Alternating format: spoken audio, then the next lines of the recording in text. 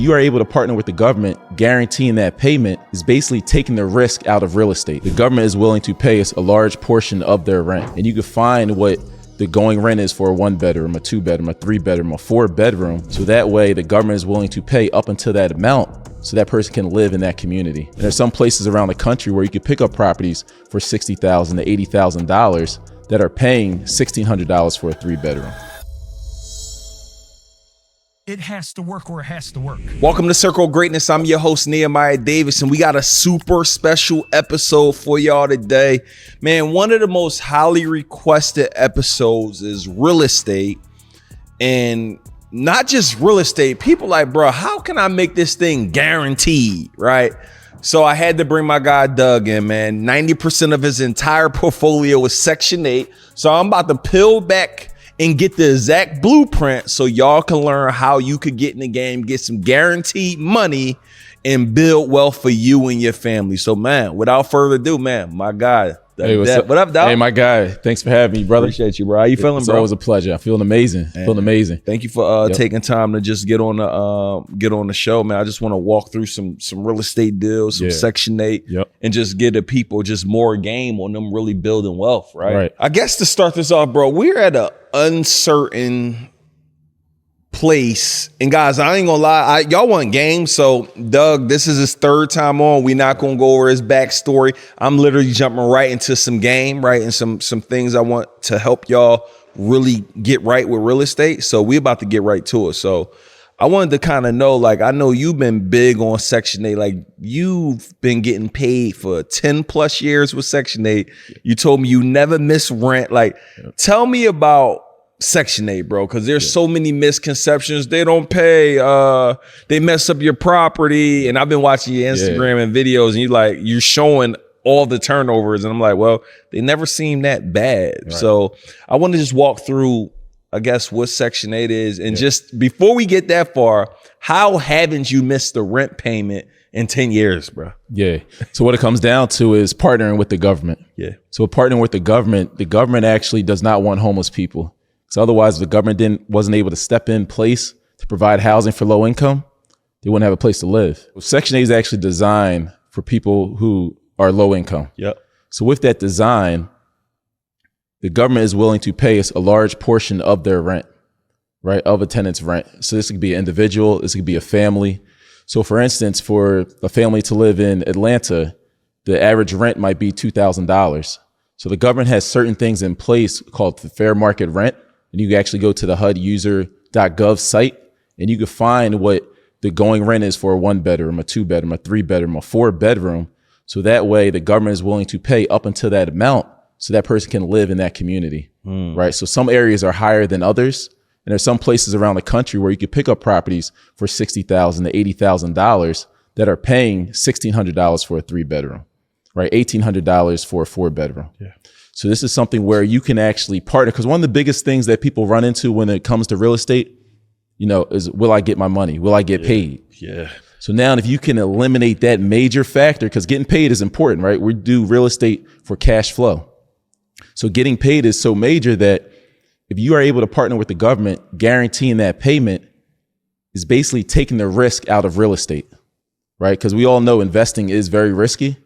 But for real estate, one of the reasons that I like it is because it's a calculated risk.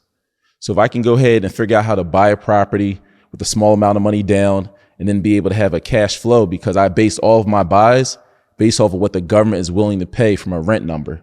So I prefer not to go with market tenants. Do I have market tenants? For sure. But what I notice is that the market tenants, especially in times like COVID and so forth, the economy going down, put you in a situation where now you're tracking down $1,500. Whereas when you partner with the government, you could be in situations where the government's paying 100% of the tenant's rent or even 90% of the tenant's rent. So now you might have to track down $50, $100, right? I'd rather go ahead and track down $50 or $100 versus $1,500. You see how that works? Sure. And then I want you to even touch on, because this something you also taught me, bro, is like, even if they get laid off, you told me they put some stuff in place. I'm like, all roads lead to partnering with the government. So go ahead and break that down. Yeah. So my cousin actually broke it down to me, right? So let's say you're on Section 8 and you're currently working. Let's say your monthly payment of the $1,500 is $200. Section 8 will go ahead and cover the rest. But now if you get laid off, this is like layoff insurance, if you will. So now if you go ahead and get laid off, Section 8 will go ahead and pick up 100% of the tab until you get back on your feet. So as a landlord, the biggest thing is if you have a market tenant, they get laid off, now they might not have the money to pay you. And then you have to go through the court process, the eviction process, which can take, weeks and weeks in some places, depending on if you're in a blue state or red state, it could take months and months. So what's taking place is now you're eliminating that risk, and now you're being able to take on this investment that's basically risk-free. You're taking that risk out of the real estate investment. Got it. So for the most part, bro, it appears this is so many bulletproof ways to really go get it. So I'm thinking about it's two things, right? If I got a portfolio, how do I go convert this? Do you recommend, should people convert this thing if they got a portfolio of regular, or should you keep give me your philosophy on that. Any new deal, are you always looking to only Section 8? When do you decide if I'm going to go market rate or Section 8? Oh, yeah, that's big right here, right? So what it comes down to is analyzing the actual deal, right? So if we're looking at a deal, we say, okay, what's the current market rents? What are these tenants paying? And if there's a huge difference than what Section 8 will pay, and again, we got to go to fair market rents, FMR rents, to see what a Section 8 tenant will pay in that particular area. And that difference is $100, and I might not go ahead and convert all the market tenants over to Section 8. But sometimes in a lot of these areas, the difference is $300, $400, $500. So this will be a tenant that I want to go ahead and convert over to Section 8. So how can I do that? I'll go ahead and raise or actually give them a notice, especially if they're at the end of their lease. I say, you know what? We're going to raise your rent $200. And if that tenant says, hey, we can't do $200, then we'll go ahead and give them a 30 to 60 day notice that they can go ahead and move out. And then if they move out, who are we going to get in? We're going to get a Section 8 tenant. And it's very easy. We can go to affordablehousing.com. So take nice pictures of the property. Of course, we're going to broadcast the kitchen, the bathrooms, the living rooms, and so forth of that property. Post it on affordable housing. And this is a site where Section 8 tenants actually go to find rentals in that particular area. Jeez. Yep. It's so many plays, dog. Yep. And I want to talk about you the master, bro, of squeezing more money out of these properties. Yeah. I want you to talk about adding the bedroom play. It's a play that most people aren't doing. Yep. But I think if you're moving out somebody, it makes sense to possibly add this for that extra money if you could walk. Oh, yeah, I could break that down. So like, for instance, I have a property in Coatesville that I picked up probably about 10 years ago. Yeah. Tenant just moved out. It was a market rate tenant. That same person been with you for 10 years? Not that same person. Okay. Yeah, so the way it worked, it originally was a Section 8 tenant. The Section 8 tenant actually had a boyfriend that was staying at the property with her. She went ahead and got married to another guy. And she's like, hey, can my boyfriend Mike actually stay in this property? He's going to have 2 other friends live here. And I said, you know what? I don't feel like doing a turnover. So I went against my better judgment. Yeah. I said, every time you go against your better judgment. Every single time, brother. I should have just qualified him, say, hey, he's not Section 8. Yeah. I'm sorry, brother. You're going to have to find another place to live. So what did I do? I agreed. So it was 3 guys paying $1,200 a month in rent. So you split it up, $400 a piece. Yep. And they were going good for a couple of years and so forth, but they started getting behind on their payments. But the long story short is we finally got them out. But then when I went back into the property to turn it over, we just painted the floors gray, painted all the walls semi-gloss white. Yep. I noticed when I walked up to the 3rd floor, it was a huge attic. There's already a bedroom that was sectioned off, but then I could go ahead and put an additional wall, right, and make another bedroom. So now instead of this property being a 4-bedroom property, it's now a 5-bedroom property. So instead of right now, the going rate for a 4-bedroom in this area is $2,200. But by me adding that additional wall, which only cost me less than $1,000, now I'm able to demand a rent for $2,500. So now it's extra $300 a month. But people look at $300 a month, that's nice and all, but that's extra $3,600 a year. Yeah. Then you take that over 10 years, it's extra $36,000 if the rents were to stay the same. And then think about what's that that's paying some of your property. Philly, that's paying all your property tax for some of these rentals. Yep. The water bill that you got to cover, paying some maintenance. Yep. I mean, it's crazy. Yeah. It's crazy. So it's those little things where you can actually go ahead and maximize the amount of rent that you're getting. But if I'm looking at a portfolio, the first thing I look at when I'm going to buy a portfolio is, okay, are these rents undervalued? So if I'm looking at a portfolio and I see that they're market rate tenants, I want you to talk about that 6-play. You got a crazy the 6-pack. 6 or 8-pack. Oh yeah, the 6-pack. So I think you told me like 20 or 30, 40 grand out. Yeah, oh, man, that's crazy. Yeah. So one thing that when I'm looking at these portfolios, I'm looking, okay, are the rents undervalued, and how much can I go ahead and increase these rents by that fair market rent? But one of the plays when you're picking up a package deal, the first thing, especially if it's a turnkey package, I want to see, okay, is that package undervalued first? If I can catch that package undervalued, like for instance, I just picked up a package in Coatesville and the value was it was about 40% undervalued, right? So what I did was I used a short-term loan on this property where I only had to put down 10% of the purchase price. So it was a package. This particular package was 3-pack, $215,000. So I had to put down 10%. And then I got a $5,000 construction budget on this package. So I was able to use short-term funding, put down the 10%. But what I'm going to do is I'm going to turn the rents over. So right now the market tenants are paying $850 per unit, per property. And then once I move them out, I'll be able to receive $2,100 coming in, right? Yeah. So go from $850 to $2,100, which is Section 8 is willing to pay in that area. So now that I know that, once I go ahead and increase these rents, get new tenants in, then I'll go ahead and refinance the property because I got those properties for pennies on a dollar at a deep discount. So I'll be able to get my initial capital back. So like the name of the game is how fast can you get your capital back? Yeah. So let's say, for instance, you go ahead, you put $10,000 down on a property and you're cash flowing $500 per month. Yeah. The break even is going to be 20 months in that property. So that's just the break even analysis when you're buying a turnkey property. But it's like, it's a no brainer. It's still, and then you get the cash flow for the rest of your life without paying anything extra. Exactly. Now, again, we always talk about the good and we're going to continue to talk about it, but what's some things that you should look out for when vetting your tenants? Like, because again, it's almost like a marriage, like, or dating. Like, what are some things that I'm supposed to do prior to getting this Section 8 tenant before I let them in to even know if they may be a good fit or not? Right. Like, what's some things we should look at? So first and foremost, right, you're going to put your property for rent on affordablehousing.com, right? That's the first and foremost. And you're going to put that, hey, it's a 4-bedroom property. So you have to qualify your tenant before they even come and see the property. Because you can get a lot of situations where people just want to go ahead and see the property because it looks nice, but they might not be qualified and they could be wasting your time. So one of the biggest ways to qualify them is first seeing if they have a voucher in hand, right? And make sure that voucher matches up with the number of bedrooms that you have. If you have a 4-bedroom property, you need a 4-bedroom voucher.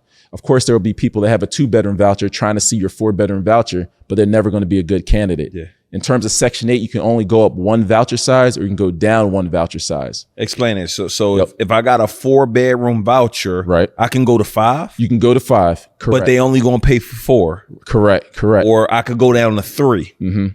That's good. Yeah. Yep. So I would rather, if I have a 5-bedroom voucher, I'd rather go with the person that has the 5-bedroom voucher instead of a 4-bedroom voucher. Section 8 is going to give me a little bit more because that person with the 4-bedroom voucher is only allotted for a certain amount of money that they can afford. Do you still do the play? I don't know. I haven't heard you talk about it in a while, but you used to go in, like when some of your tenants leave, you will go in the basement. And this might be excessive for somebody who you actually do real estate all day, but you would dig out the ground, make the ground a little deeper so you could put a bedroom in the basement to get more. Do you still do that or not? It depends. If I'm doing a full gut renovation and there's enough money in the budget to do that, enough equity in the deal, then sure, I'll go ahead and dig out the basement, put a French drain system, add an egress window and put a bedroom in the basement. But if I'm just looking at a property and say I'm turning it over, I probably won't go ahead and do that because the cost, too much extra work and so forth. And the turnover cost, it would have to make sense. What's the average cost for you? Most of your portfolios, anywhere from single families to 4plexes. Yep. What's the average cost of a turnover for you? No, that's good. That's a good question. So average cost on a turnover with paint, material, labor is probably about $1,200. And let me ask you this, how many people end up losing their security deposit generally for you? Yeah. So I say in general, it depends. So I have 2 different things kind of set up when it comes to security deposit. Yeah. So oftentimes people, when they're getting security deposits, they get security deposits from third-party agencies. So we just started putting in our leases as an addendum that if your security deposit comes from a third-party agency, that we're not going to return that security deposit back to the tenant. right? So that's one thing. But two, when we're looking at a property, we try to make them as indestructible as possible. Yeah. But for instance, if a tenant is leaving trash, we're going to look at what it costs to remove that trash, and to remove that trash could be $500-$600 because we have to pay people and so forth. We have to coordinate. So that's a cost in itself. So if they leave any trash, that's going to eat up a big portion of their security deposit. I say a lot of times the security deposit that we collect from the tenant is enough to cover the turnover. Which is a play. That's why. I mean, that's because most likely they're going to do something that's going to get a portion of it taken, if not all of it taken. Exactly. And I've been watching your Instagram, and I've been seeing like all these turnover videos. I'm like, yo, that don't look like it was wasn't as bad. And I want you to touch on, a lot of people don't understand, and you told me this years ago, that the reason why most Section 8 people won't totally destroy your property, because they could lose, they could lose a voucher, right? Yeah. So like when you're looking at Section 8, right now in America, there's some places where there's literally a waiting list for 5 years, some places 10 years. So could you imagine doing something to lose your voucher, a voucher where you're only paying $25 to live, $50 to live, even $200 to live? Why would you want to mess that up? Most families with kids and so forth do not want to mess up that voucher. Therefore, they don't want to destroy your property. And there's a misconception that a lot of people feel that, if I'm on Section 8, they're going to destroy my property. They're going to tear up my cabinets. They're going to burn my house down. Well, and if you go to my Instagram, you can actually see what these properties look like when a Section 8 tenant moves out. And it's really not that bad. Yeah. And guys, look, if you're looking at this right now, right, I got to stop the episode, right? I got to stop the show. I want you guys to go to DougsMasterclass.com right now. When I talk about this dude is going to literally break down and share with you everything you need to know to buy your first or your next investment property. What you don't understand is everybody got a freedom number. And some of you are only one property, two properties, three properties, or four properties away from totally replacing your job income. And this class is going to literally show you step by step how to do that. So go to DougsMasterclass.com and let's get back to the show. Doug, I want to talk about the freedom number, bro. You always talk about this. Bro, my last job I worked at, I made my last full-time job, I made like $1,500, I think, a month. And I worked 55 hours a week. A lot of people don't calculate when it comes to work, how much time it takes getting to work, coming home from work, all of that. Yeah. So I work 55 hours a week, 220 hours per month. I made $1,500 per month, dog. I only need right now a triplex, maybe two. I need a triplex. I may need two single family, like to replace my entire job income where I was working 60 hours a week, 55 hours. I want you to talk about, how do you calculate this number? I know you got a bunch of calculators and stuff, but what are some things people could do to really see, what I need to do to replace this? Yeah, I mean, we could break the deal down, right? Let's say a property in Coatesville, I picked it up for $60,000, right? And turnkey or? Yeah, this one's turnkey. Got it. Turnkey, ready to go. And the monthly expenses on that is $575, right? So right now in Coatesville, that type of property is renting for $2,200. So the monthly expenses on this property is $575. $575. And it's renting for $2,200. Right. Okay. Right. So that's $1,625. And of course, there's property management. It's property management. You got to put some money away for maintenance. 200 more bucks. Yeah, say 200 What's more property, bucks. About 5 to 10%. 5 to 10%. I negotiate a good rate with my property manager. We pay 6%. Okay. Yep. So now, just with that one property at that price point, we're looking at about $1,425 of cash flow. Yeah. For that one property, one single jingle. Yeah. Right. But so that's my whole job, what I work for the month after taxes. Yeah, just off of one property. But I say on average, if you're going to some markets and you're picking up a property for 60 to 80,000, like there's some markets like St. Louis, there's Cleveland, Ohio, there's the Midwest. Indianapolis and such, Alabama are some cities that you can actually go to, pick up these properties between 60 and 80,000, close to turnkey, right? You can put down a small amount, anywhere between 10 to 20%, right? And the monthly payment is going to be right around on a mortgage like that. Interest rate's a little high, say 625, and they're renting out for about $1,575 on average. That's about $950 of cash flow. Yeah. Right. Crazy. So even if we back out expenses and such, if you're at $700, let's say you get $700 cash flow, like right now in today's market, you should be able to find $700 of cash flow in a lot of these markets, right? And I give a whole list, top 10 areas where you can invest to find these. So now if you're getting $700 of cash flow for you to make, let's say your freedom number is $3,000 a month, right? All you got to do is take 3,000 divided by 750. That's 4 properties. Yeah. Right. And it's not that hard to get 4 properties, right? Yeah. And then if you want to double what your freedom number is, get 4 more properties. Yeah. That's 8 properties.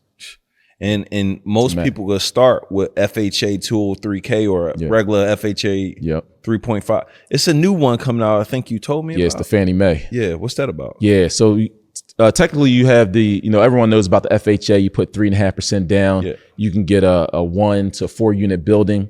But one of the issues that people were running into was something called the self-sufficiency test, where it's basically like, hey, if you're not living in the unit, can the unit based off the rent sustain the actual monthly expenses of that property? Yeah. Then you have to deduct 25% for vacancy. It gets to be a complicated formula, but in short, it was extremely hard to get a triplex and a 4-unit building using the FHA program. So a lot of people were getting actually denied. However, there's a program with the Fannie Mae program where you only have to put 5%, and they don't do this self-sufficiency test. So they make it a lot easier for people to get a 1, 2, 3, or 4 unit building. So the play is to figure out how you can live in one of those units, rent out the other 3, and now you're in a situation where you're living for free. Because most people's biggest cost is literally their living a cost, right? Their living expense. So if you can go ahead and eliminate your living expense, now you're put in a situation where that's more money freed up to invest. Yeah. More money freed up to live the life that you want to live. But what I like to do with that extra free money that I just freed up is go ahead and invest it. And that's how we have cash flow and we can buy our freedom back. Bruh. I literally hope what y'all hearing is not going over your head, man. I also want to do this. I know we're going to get ready to close.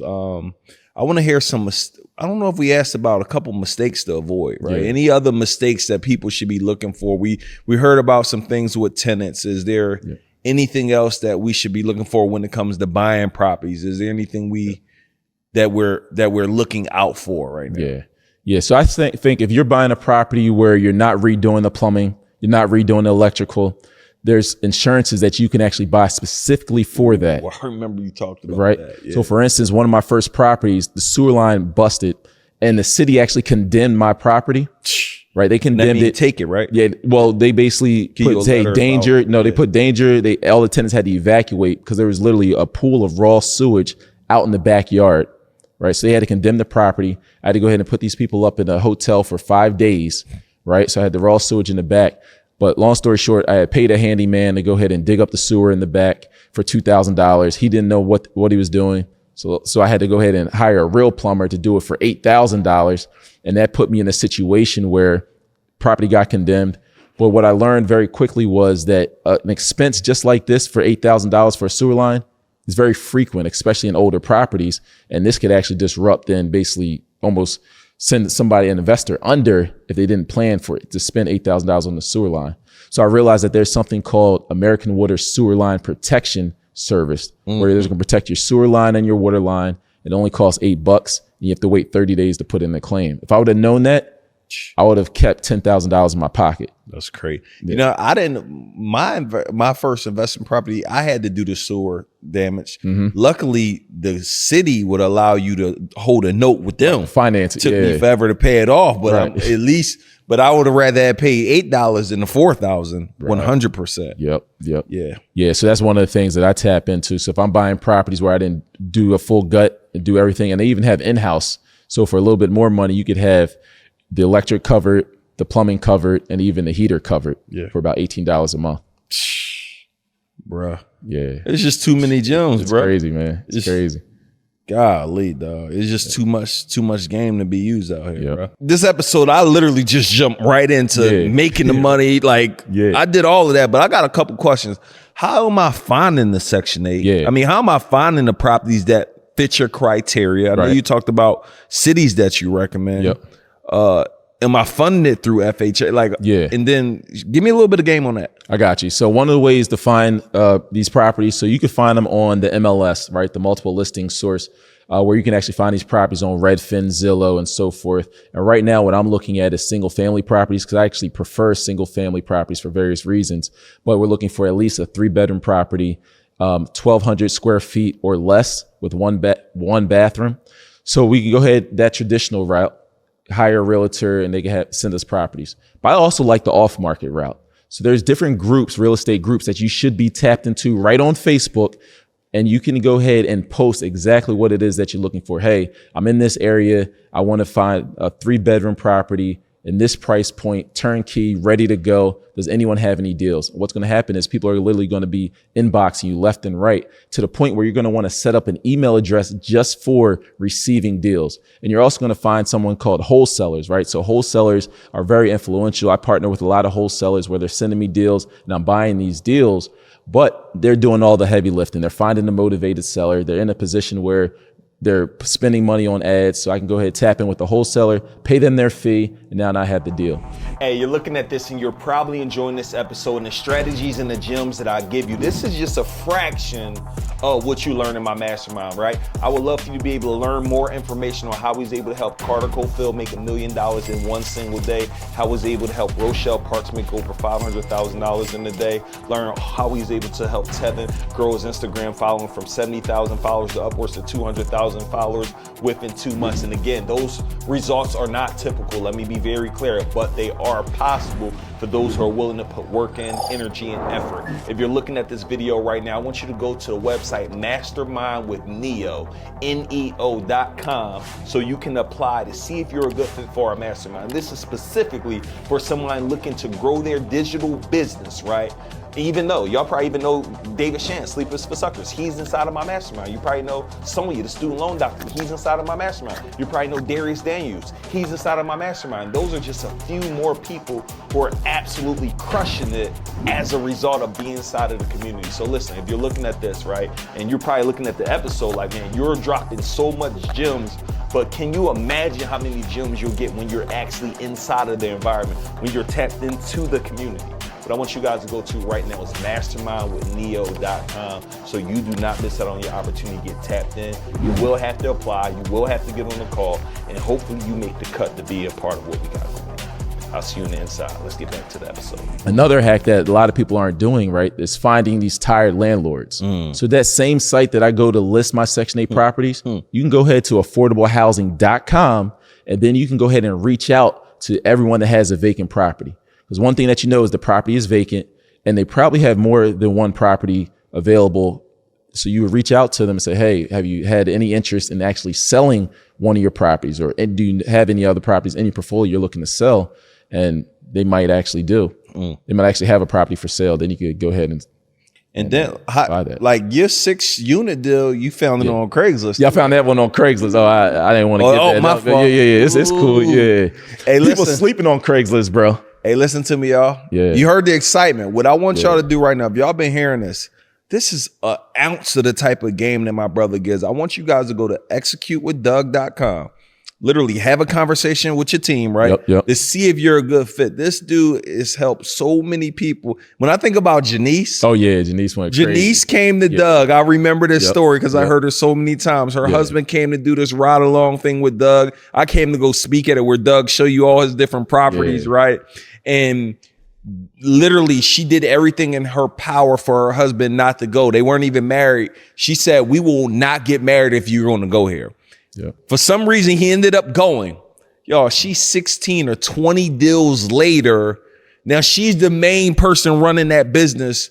Why? Because she committed. So I want y'all to go to executewithdoug.com. If anybody listening, I had to stop this because I want y'all to understand, like, some of you going to go try to figure this out on your own when you got somebody to hold your hand, right? So you don't got to go ahead and bust your head trying to figure this thing out on your own. So I just want to make sure I said that. But Craigslist, give me a little slice of Craigslist, man. So one of the things with Craigslist is you can actually set up alerts on Craigslist. So you go right into the for sale, go into the real estate section, but you can set up an alert for what you're looking for. So you can literally zero down to the city that you're looking for, even the neighborhood. And then you can go ahead and have some keywords, right? So these could be like a word like fixer. I would just put fixer instead of fixer upper. Yeah. I'll type in words like ARV. I would type in words like turnkey, right? So then I was able to find this guy, Alex, and he had a 6-package deal. He actually had 9 properties for sale, but I took 6 of the 9 because the other 3 had a bad title work, right? Yeah. So he picked up those 6. Another hack. Oh man, yeah, the title is crazy, man. Yeah, go ahead. So we went ahead, and I realized that the beautiful thing about that 6-pack was that they were already on Section 8. I said, perfect. And he was selling them at a deep discount, and I knew that, you know what, I'm gonna buy this portfolio, but then very shortly, I'm going to refinance to get all of my initial capital back. So I was able to get all my initial capital back by purchasing that portfolio. We increased those Section 8 rents, and I still have those properties today.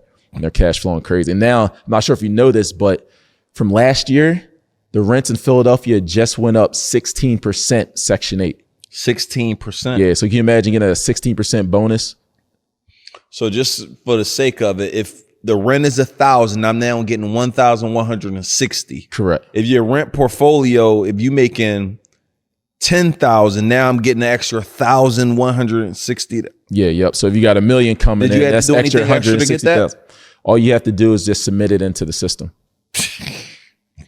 Time for a rent increase. Yeah. Yep. And most people, most landlords, most investors, they forget to raise their rents. So when I'm analyzing these portfolios, like right now I'm looking at a 40 package portfolio and the rents haven't increased in years. Yeah. So a lot of times landlords, they get comfortable. They say, you know what, this is enough cash flow, covers my mortgage. I get a little cash flow. They don't want to raise rents, right? So I find it more challenging to raise a market tenant's rent versus Section 8 tenant rent. Yeah. So when I'm asking the government, like, hey, I just want to increase to what the fair market rent is, they say, okay, they agree to it. So a tenant might go from paying $200 to now they have to pay $220. So extra $20 a month, which is not going to hurt anybody. Yeah. We got to come back for part 4, dog. Let the people know how they could tap in with you, man. And I'm just excited, bro, just really for like me getting more deals. Like that always excites me. And just, I want people to really understand how significant understanding this game is. Like if you get in the game, you are 1 or 2 properties away from just changing everything. It's like it only take 1 for you to get that addiction. So just let that first rent check, when that first rent check hits the palm of your hand, is literally going to be life changing. And freedom is right around the corner if you're willing to buy that first property. My dad always breaks it down. The journey of 1,000 miles literally starts with just 1 step. Most people are scared to take that first step, but I know you guys watching, you're going to take that first step. So one way to tap in with me is go to my Instagram, Doug, D-O-U-G, last name Depte, D-E-P-T-E. You can go to executewithdoug.com, right? Go ahead and fill out your information. Stay tapped in, stay locked in. We have a lot of free gifts for you that you can go ahead and utilize. But I want to help you guys get free through real estate. And really, you're just a couple deals away from getting your freedom.